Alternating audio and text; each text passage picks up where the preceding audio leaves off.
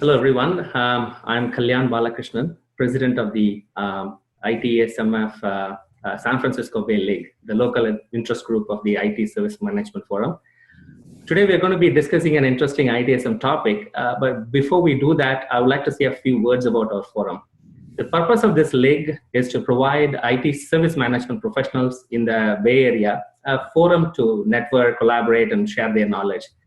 With that in mind, we are starting to reach out to our members through various channels such as LinkedIn group, Facebook, and Twitter accounts.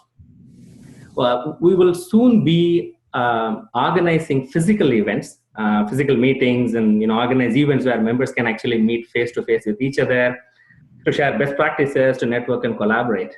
But we will also be organizing events through other channels, such as this video conference, where again, all our ITSMF members in the Bay Area can talk to each other, and we can share our experience. If you would like to know more about our LIG, if you'd like to participate in these events, if you would like to even contribute to our LIG as volunteer, please reach out to us. We'll be very happy to talk to you. The details of our contact details are provided in the channel details below. So please feel free to reach out to us. We will also be sending out regular communication through emails and the various digital channels. With that, I would like to start our discussion today. To help with this, we are joined by our LIG Communications and Events Chair, Don Carn. Hello, Don. Hello. It's nice to meet you. Nice to meet you. We were really excited about what's starting to happen with the Silicon Valley Service Management Forum.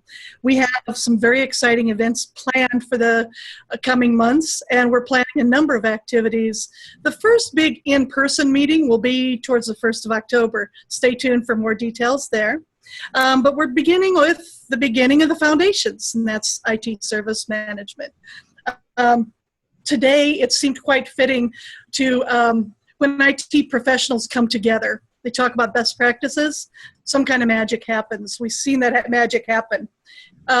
Seems fitting that our first video, our first introduction is Stephen Carn.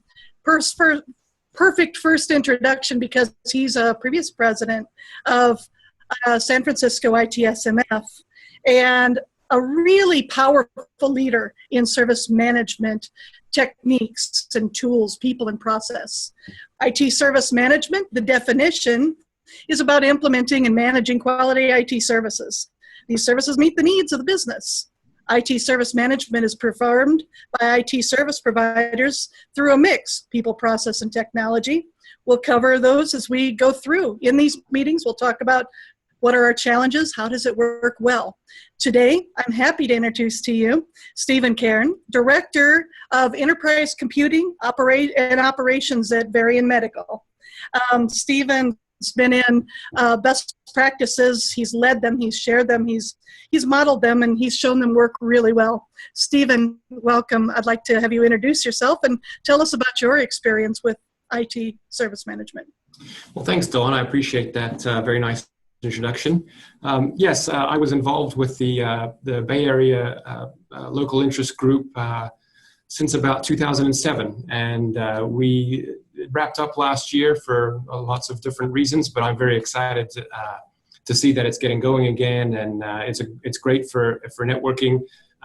Some of the meetings we had were large, some of the meetings were very small and intimate. I enjoyed them all.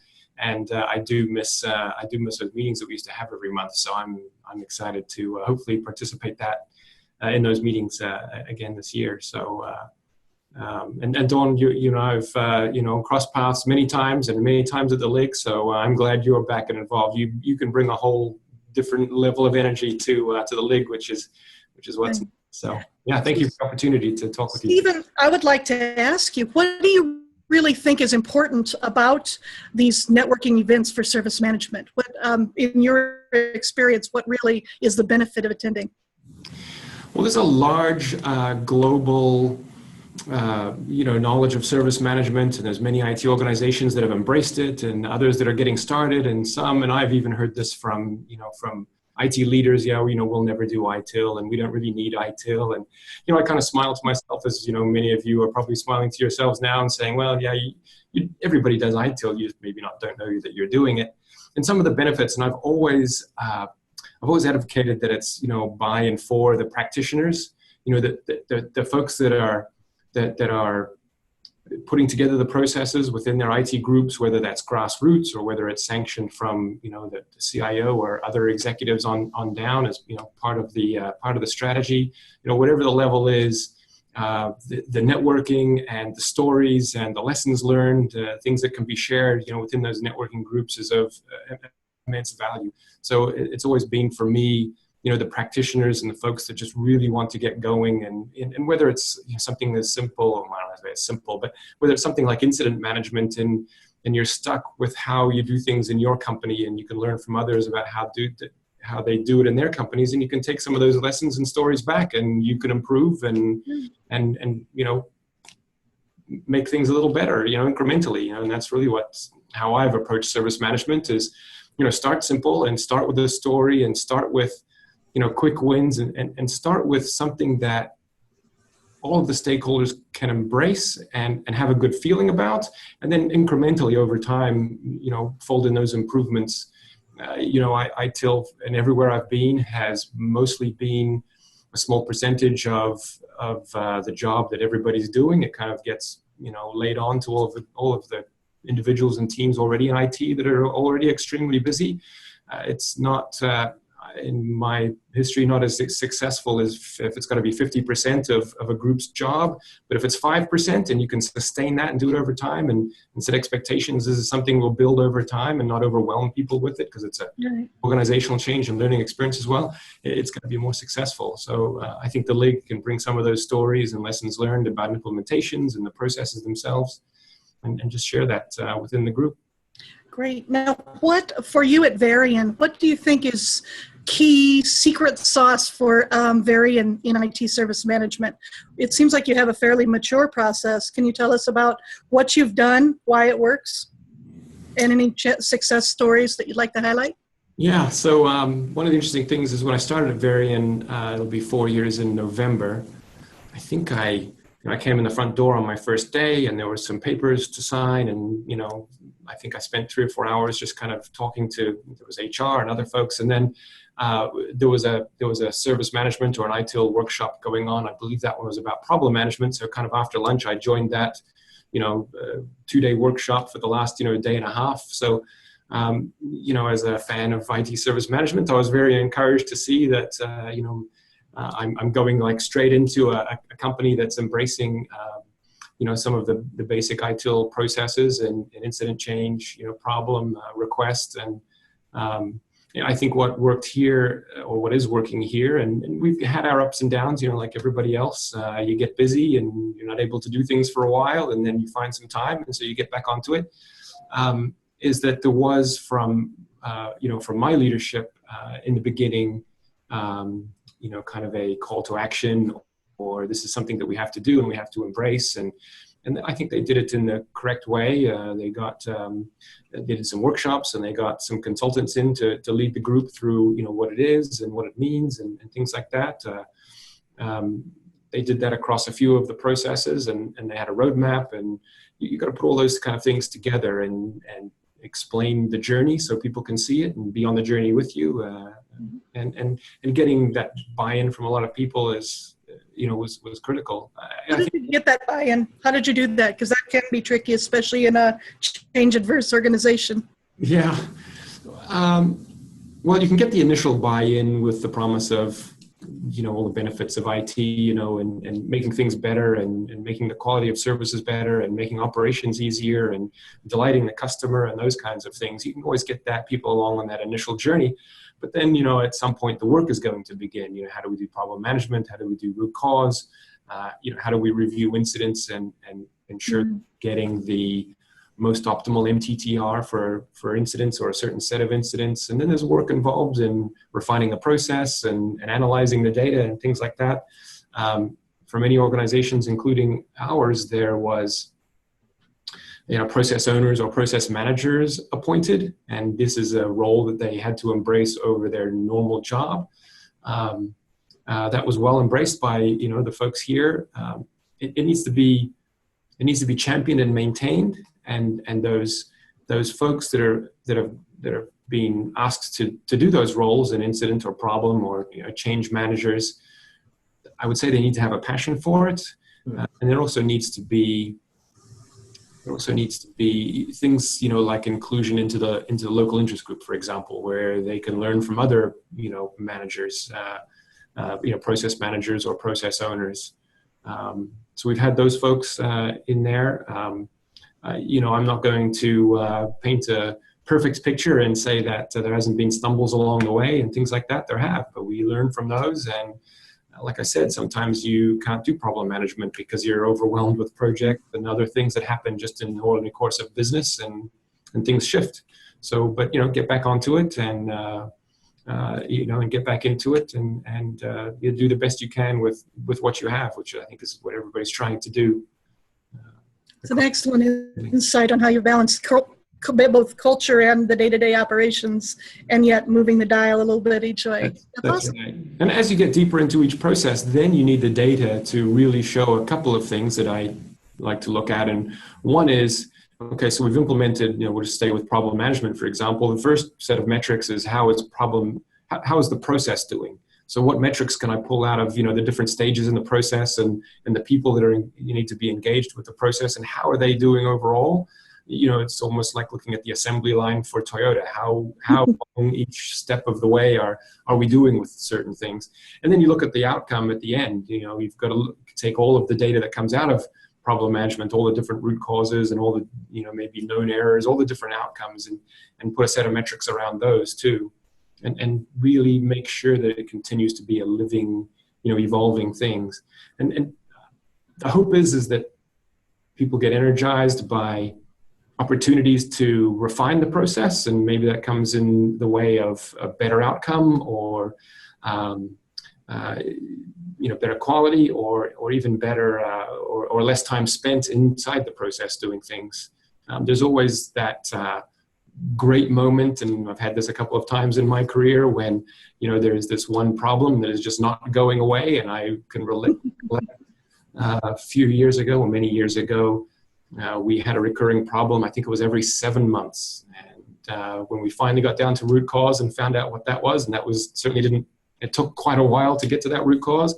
There's that feeling of, elation that we're not going to run into this incident again because we just found what the problem was and we fixed it across our infrastructure. So things can be rewarding, hopefully a little bit more rewarding than every 7 months, but that sense of... There was a long pay cycle on that one. Yeah, there was. But that one was especially fulfilling because it took so long to get to root cause. But for general people that work in IT, if you're getting to the root cause of something and you're able to say, hey, we'll never have an incident about this type again because we got to the root cause and we took that defect out of our infrastructure, that's satisfying to people. Most people in IT want to do that feels very good, and it delivers value. That's the purpose of service management. Yeah, that's exactly right. And when you look across IT, I think IT people, I have them fairly well understood. It's exciting to deliver, quality service. There's exciting projects, and there's even day-to-day operations that are fairly fulfilling because you're delivering something great. And when those things, kind of get derailed by repeat incidents or things that aren't kind of going well, there's definitely a sense of satisfaction in finding out what that is.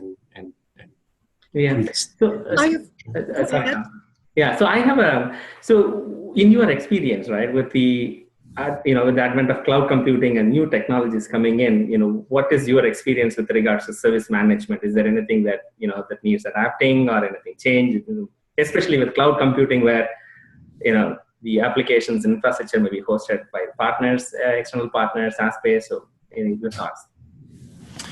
I don't think service management changes very much. Maybe the approach to service management will change. For cloud providers, whether it's infrastructure or software as a service, I would say that a good knowledge of how they are managing their environment and how well their incident and problem and change processes are.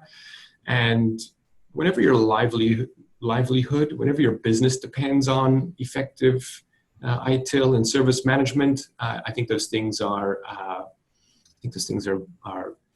embraced perhaps as a matter of having to survive, rather than being something else that you do in IT when the infrastructure is, kind of internal, you can still kind of go along with IT and kind of get things done. And yes, we're doing service management to the best of our ability, but when you're a cloud provider, or the analogy I like to use sometimes is, I have a dry cleaner and there's a family that runs the dry cleaning place where I take my clothes sometimes, and they're doing ITIL and they don't even know it, and their livelihood depends on it. If one of their cleaning machines is down, you can guarantee that they are troubleshooting and trying to figure out how to restore that piece of technology as quickly as possible. Right. I bet they're onto their vendor or their service provider, their maintenance service provider, as quickly as possible to get that thing back up and running. And I think it's the same for cloud providers. The infrastructure changes, of course, but any changes that cause incidents, and we know that happens. Any incident MTTR that goes for longer than the customer is acceptable, and there's a lot of SLAs built into all of those things, into agreements and contracts and things too. It doesn't do well for your reputation. You might survive, but it might cost you customers down the line, and your company and your revenue and it really depends on very good service management processes to keep all of those things up and running. From a contractual perspective, those things are typically in there. Yeah. Fantastic. There's some good discussion around this. I think I have one more question, and then I'd like to see, Kalyan, if you have any other questions.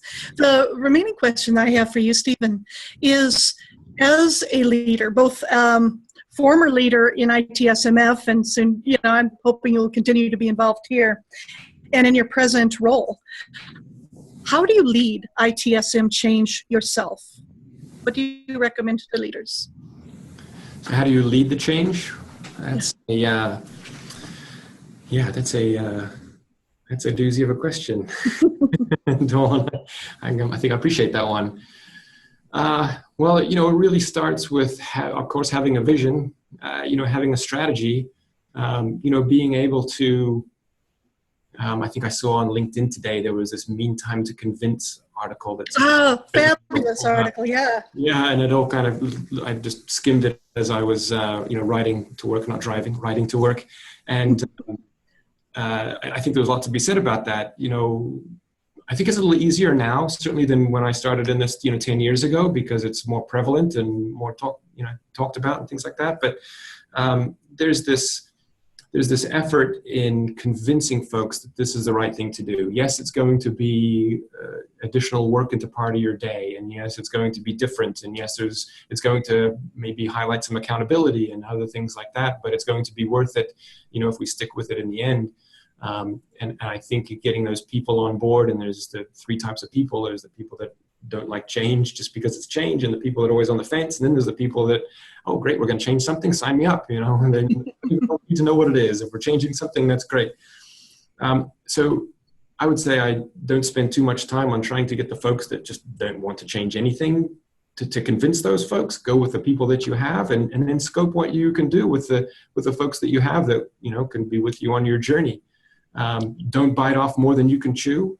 Make sure you have quick wins. Nobody likes the 3-year projects where all the benefits come at the end of the 3rd year. So if you can have some metrics, and they don't have to be the metrics don't have to be the results of implementing a process. They can be, what you've done on the way towards getting it. Yeah, the story. Nice. Yeah, and celebrate those things that people are doing, and celebrate the contributions that are making, and measure those things, and set goals. Maybe monthly's not too frequent. Maybe monthly's too frequent, but every quarter or something like that. One of the things that we did at a company I was at previous is we had almost like a quarterly business review for our service management program, where project managers and service managers and process owners would get a chance to present, what they did in their journey for the last 3 months or quarter. So there's a celebration that things are going in the right direction, and people are moving things along. And that pace really depends on the company and the investment of time and other things that can be made. But celebrate it and make it a journey for a group. Great. Stephen, just as a follow-up question on that, sorry, Don, Steve, ITSM, if you have to look at all the processes, there are 26 processes, and in order for as an organization that is starting on this ITSM journey, do they have to implement all these all these processes, or how do they really start implementing? You mentioned about some quick wins, and so what is because these are all best practices. It's not a standard; it's a best practice. So, and when someone looks at it, a new organization looks at it and says, "Wow, for ITSM, all these 26 processes, do I have to implement all of this to say that I am fully my ITSM practice is successful?" How do they go about doing that? What is some of the advice? Well, I would say attend your first LIG meeting, and work with the folks there. And how did you get started? It's different for every company. The company I was at 10 years ago started with change management, just because that was something that was near and dear to them, and it happened. A process that was in need of change and release was a need that needed to get filled. So they didn't start with incident or problem or anything else. Change management was a thing. So, I don't want to say careful analysis, but if you're working inside your company, you pretty much know where the where the processes perhaps need to be looked at. But promoting the LIG again, but come to the LIG meeting and learn from other people about, and other practitioners about how they started on their journey. Yes, you can't do all 26. I don't recall ever talking to a company that's implemented all 26. I may have and just not known it. Most companies are starting with the basics, incident. Let's get incidents resolved as quickly as possible, and with quality and problem and change, and having an asset database or even a CMDB to support a lot of those things. We can really start with the basics. You can get into requests and things like that. So it's different for everybody, and I'd say, the other option too is to engage with a professional, service management consulting group that can come in and do gap analysis and all kinds of things like that. And based on their analysis and experiences, they can guide you and even create a roadmap, for you as to which is the right way to go. Okay. Yeah. Fantastic. Sure. Thank you, Stephen. I have no more questions. I think you've done a wonderful job in introducing us to ITSM. Kalyan, I'm going to hand it back to you and see if you have any follow-up questions. No, I think, I would like to thank Don. Thank you for, hosting this discussion. And Steve, thank you very much for, joining us today and, sharing your insights. And definitely, it's very helpful. I'm sure for all the ITSMF members who are watching this, it's going to be very helpful insights. Again, I want to thank both of you. This has been a great discussion. We are going to be, doing such a series of such discussions very regularly. So with that, I think we can close this session. So thanks, Don. Thanks, Steve.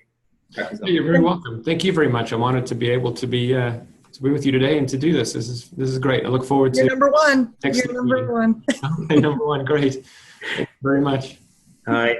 Thanks, everyone. All right. Take care. Bye-bye.